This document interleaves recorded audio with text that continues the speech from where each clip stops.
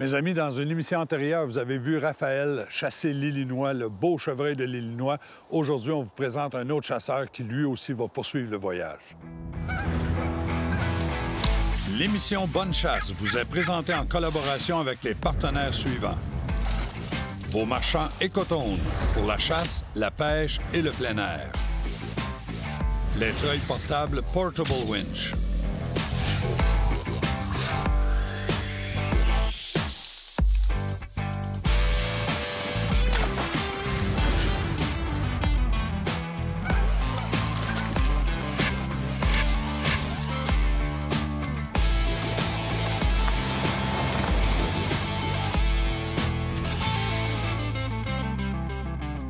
Deschamps Auto de Sainte-Julie nous transporte pour cette émission.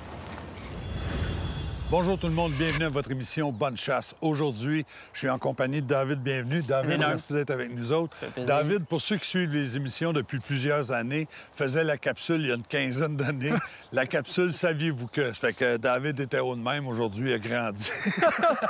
Juste un peu. David, tu nous parles de la chasse dans le Midwest américain parce que tu es allé avec Raphaël, mais on pouvait pas tout mettre ça dans une même émission. On pouvait pas parce qu'il y a tellement eu d'actions, c'était pour vrai, c'était fou. Puis pourquoi l'Illinois? Bien, c'est simple, en fait. Ça fait déjà plusieurs années que je fais des voyages de chasse, mais le Midwest américain a toujours été un rêve. Mais c'est veut pas, c'est pas nécessairement accessible. La barrière de la langue, le coût, ça reste quand même des voyages assez onéreux. Donc, mais je m'étais promis qu'une fois dans ma vie, je vais le faire un jour, quand je savais pas. L'année passée, c'était mes 30 ans. J'ai dit, c'est là que ça se fait. J'avais déjà une place que j'avais une idée parce que Raphaël avait déjà chassé là-bas en 2015. Puis on s'est enligné là-dessus. Quand elle me le payé une fois, on me le payé quand ça compte. Fait que du 4 au 9 novembre, on était là-bas. C'était magique. Alors, vous avez vu la chasse de Raphaël il y a quelques semaines. Aujourd'hui, la chasse de David. Ils étaient ensemble, mais il y avait trop d'actions pour toutes vous présenter dans une même émission. Mes amis, restez là, puis bonne émission.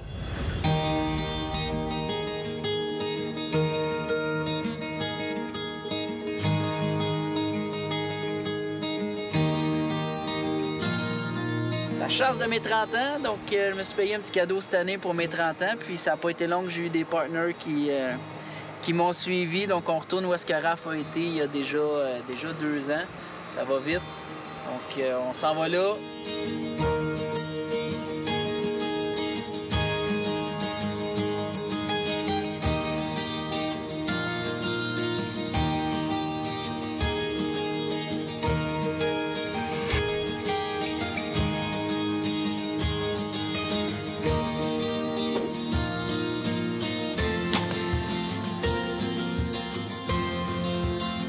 Comme vous avez pu remarquer, le mardi soir, les gars avaient décidé de peser sur le gaz. Ils avaient déjà mis 300 pouces de corne à terre. Veux pas, on avait commencé le samedi, donc c'est assez impressionnant. On avait Kevin qui avait tiré un 160 le lundi. Raph qui a tiré 135 le mardi. Comme vous avez vu dans Chasse à Raph, on avait vraiment un hotspot. On avait 2 ridges qui se connectaient ensemble, qui semblait avoir là, une attraction supplémentaire dans ce coin-là. Donc, moi, d'où est-ce que je chassais, j'avais la chance de voir là. Depuis samedi, je courais après un gros 10. Moi, le mercredi, j'avais eu la chance de récupérer mon petit porte-bonheur qui s'appelle Raphaël Turcotte. J'ai eu beaucoup de succès avec Raph en arrière de la caméra. Fait que le mercredi, il était avec moi. Entre autres, après ce gros 10-là, on l'avait eu toute la soirée à 80, 100 verges, 120 verges.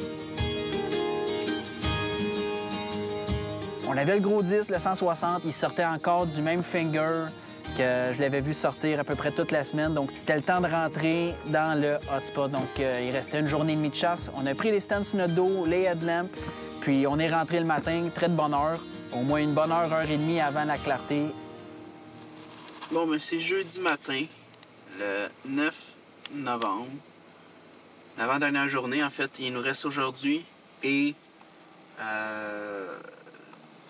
demain matin seulement. Donc demain, c'est une moitié de journée. Fait qu'on espère... j'espère surtout, là, j'espère vraiment être capable de finir ça aujourd'hui. Je suis le seul des trois qui n'a pas tiré, fait que... va passer pour le moins bon. Fait qu'on niaise pas plus que ça, on s'en va. On a 2 stands installés pour passer la journée là, en espérant qu'on passera pas la journée là.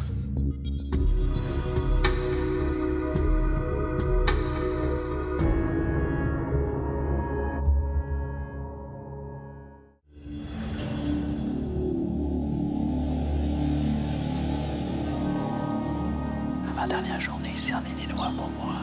La clarté commence à peine à arriver. On s'est installé un nouveau setup ce matin à Noirceur. Un setup que j'apprécie particulièrement. Puis ça ment pas, on a déjà 8 points dans 25 mètres qui est venu se promener trop petit malheureusement depuis le début de la semaine. Moi que j'avais chassé un petit peu plus bas là-bas. Puis je voyais beaucoup d'action, les bocs, le matin. Puis après ça, toute la journée, ils venaient rouler ici. Pendant qu'on se parle, Raph, il me dit qu'il y a des chevreuils qui s'en viennent dans le champ avant de nous. Il faut se préparer.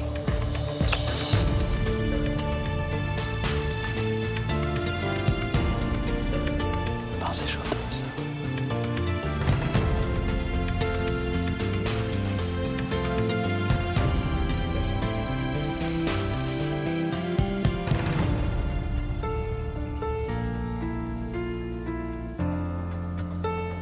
C'est pas en arrière. On travaille les arbres pétés.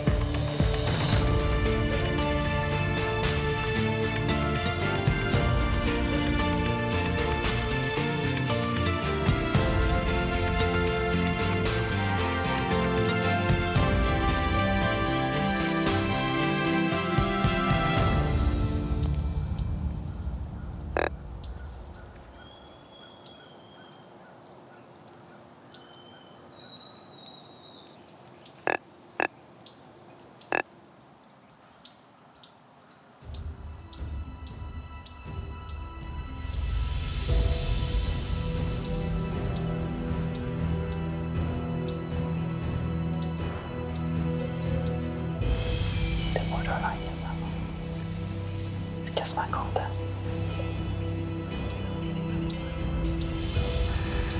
C'est un 10. Ouais, c'est vrai. C'est ça.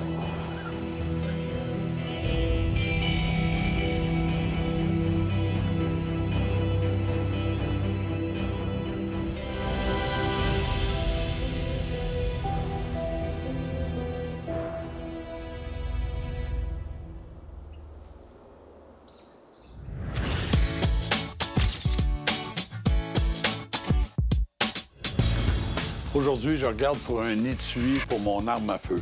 L'étui pour arme à feu, c'est important de savoir qu'est-ce qu'on va faire comme transport, déplacement, si on veut.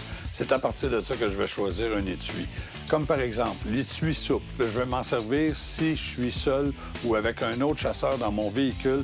Je sais qu'il n'y aura pas de contact de marchandises qui va se promener dans le véhicule. Je peux y aller avec un étui souple. Il n'y a pas de danger que mes armes à feu frappent ensemble ou frappent quelque chose qui va déplacer ma lunette de visée ou encore qui va abîmer mon arme à feu. Tandis que si j'ai à faire des longues randonnées en véhicule où ça va brasser, où il y a d'autres marchandises avec mon arme à feu, je vais y aller avec un étui de plastique qui est solide, qui est très bien fermé, qui va protéger mon arme à feu parce qu'à l'intérieur, il y a du styromousse. Pour ceux et celles qui, de temps en temps, vont avoir à se déplacer en avion, on sait que les bagages, ils se font brasser pas à peu près par les compagnies d'aviation. Quand ils chargent les bagages, ils n'ont pas de temps à perdre. Donc, on va y aller avec un étui vraiment rigide, un étui qui est soit en bois recouvert ou encore en aluminium, qui va protéger votre arme à feu, votre investissement. Puis quand vous arrivez sur les lieux de votre séjour de chasse, vous vous assurez que votre arme est précise avec quelques tirs, puis ça va juste vous donner l'assurance de récolter votre gibier. Mes amis, vos marchands à coton vous souhaitent une bonne chasse.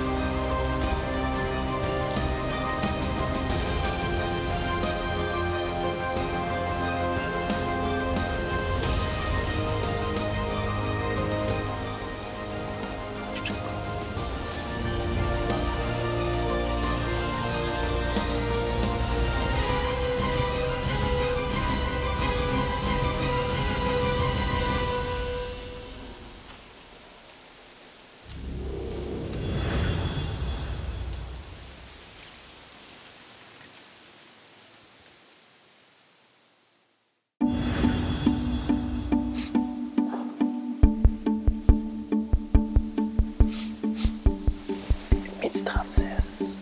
Ça fait 1 heure qu'on est en attente. En attente de quoi? Ben, c'est simple. Tantôt, il y a un gros 8 d'à peu près, possiblement de 130-135 qui a passé à notre gauche.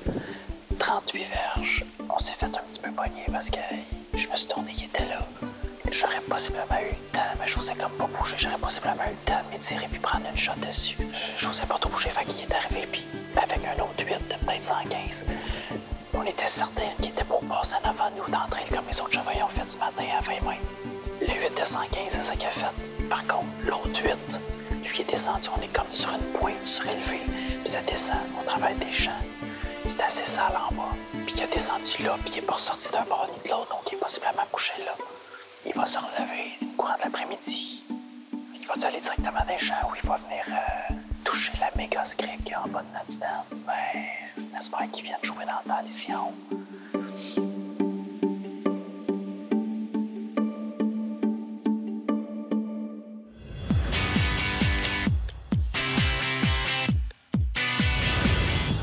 Hugues, on a fait un bel investissement, on s'est acheté une belle arme à feu, beau télescope, puis là, on veut le protéger.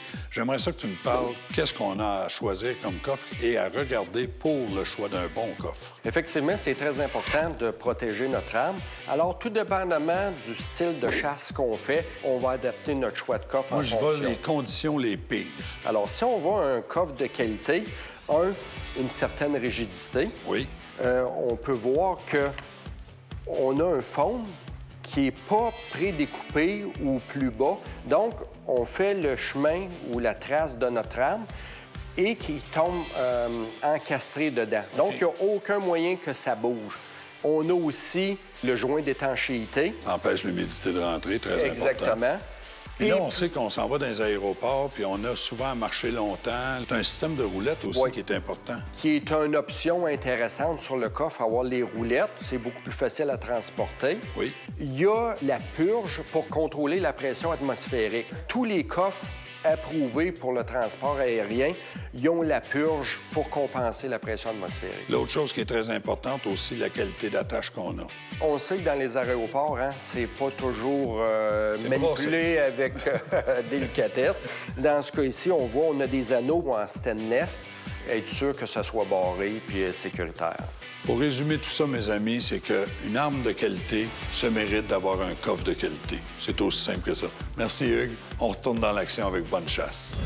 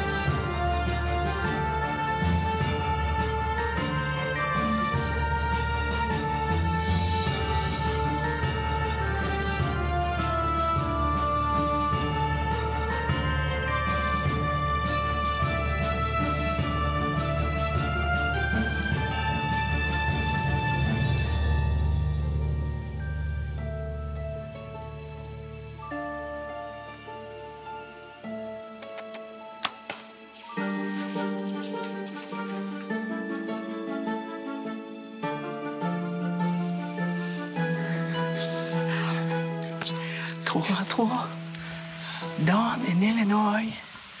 Un gros 8. C'est le 8 qu'on a vu plus tôt. Là, excusez-moi, je suis comme un peu... Je suis pas content de ma shot, là. Vraiment pas. Je l'ai pogné en haut, en arrière, mais j'ai coupé l'artère, ça s'est mis à saigner à côté, là, puis arrivé en haut du champ, il a planté sur le côté, là. C'est le gros 8 qu'on a eu à 11h30 le matin, qui a passé à 38 verges. On savait qu'il avait été se bader au bout, on l'avait pas vu sortir d'un bord ou l'autre. Puis là, ça a été long, là. Je dis, on y a passé 11h30. Il est rendu 3h58. Je viens de le tirer, fait qu'à 55 à peu près, c'est lui. Puis il est arrivé de là, il a remonté, comme j'ai dit, là, il est remonté, il est venu faire le tour des scrapes. Il est venu passer à quelques mètres, mais j'ai laissé ma mère à 26, puis on est plus haut, puis en pente. T'as tiré plus haut? J'ai pogné. Mais il a pas arrêté non plus quand t'as tiré? Non. Il marchait? Non, il a pris un pas. T'as-tu mis... Ah, c'est ça. Il a pris un pas. Je l'ai miré, en fait, souvent je barre comme à 27 pour couvrir de 20 à 30. Mais là, ici, on est... Ce que j'ai pas calculé, c'est qu'on est en pente. En plus d'être comme à 20 pieds dans les airs, plus la pente, je vais l'avoir tiré à 25-26 pieds.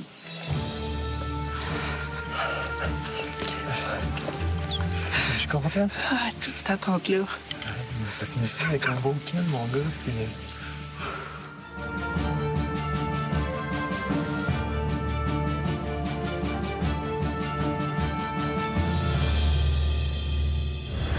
Mes amis, au fil des années, vous m'avez vu sortir mes orignaux avec le treuil portatif à essence. Cette année, une grande nouveauté avec le treuil portatif.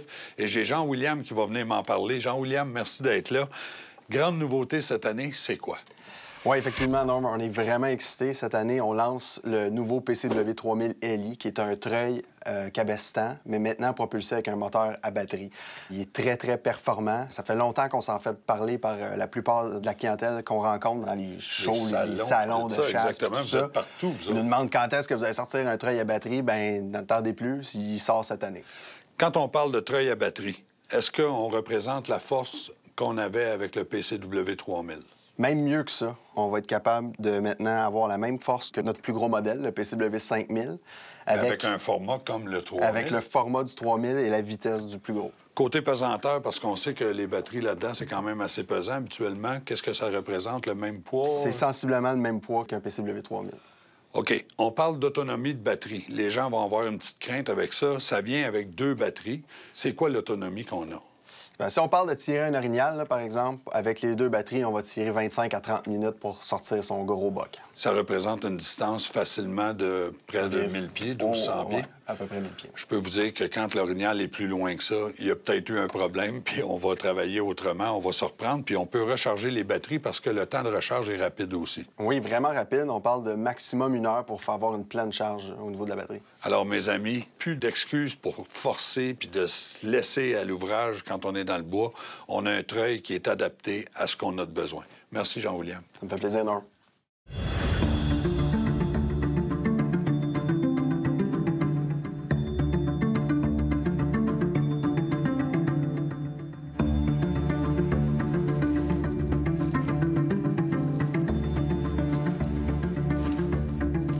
C'est à la shot, ça. C'est l'impact, ça? Ouais. Ah non, attends, j'ai tiré ça. Ma flèche doit être encore dedans, par exemple, là, je pense. Là. J'ai du sang déjà ici. Elle était bien cachée en dedans. C'est top de Midwest, ça. C'est écœurant.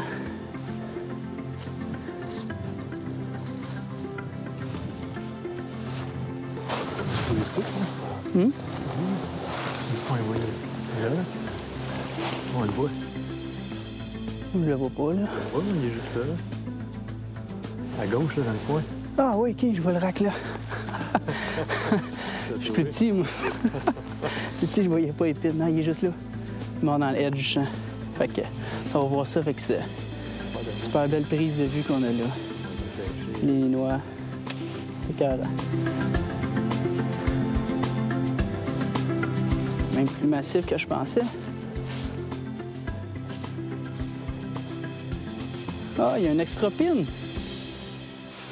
toi.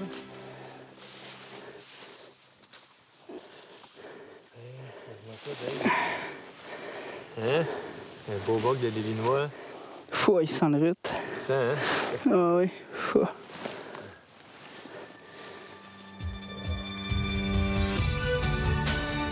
Un boc. Content? Ah oui. Un méchant beau, hein?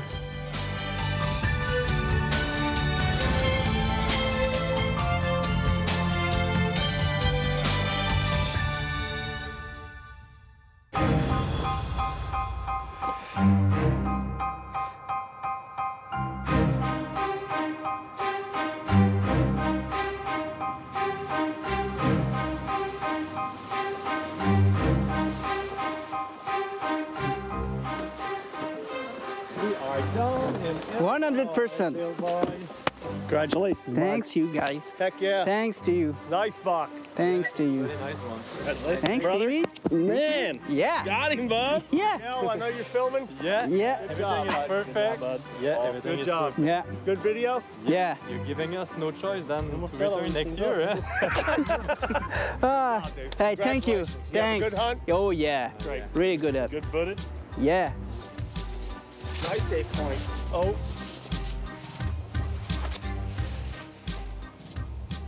He doesn't have an inch of close. That's going to be close.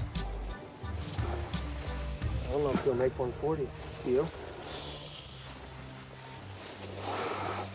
Hope he's going to be a little short. I'm gonna have to count. No, but we're only messing with you. Sucker. Beautiful deal. Thank you. Thank you. Beautiful. Because I didn't know that the shot was a clean 8, but we never saw that. No? No, never saw we've that. heard that 100 times. It's a pretty deer, man. Yeah. Gorgeous. Gorgeous deer.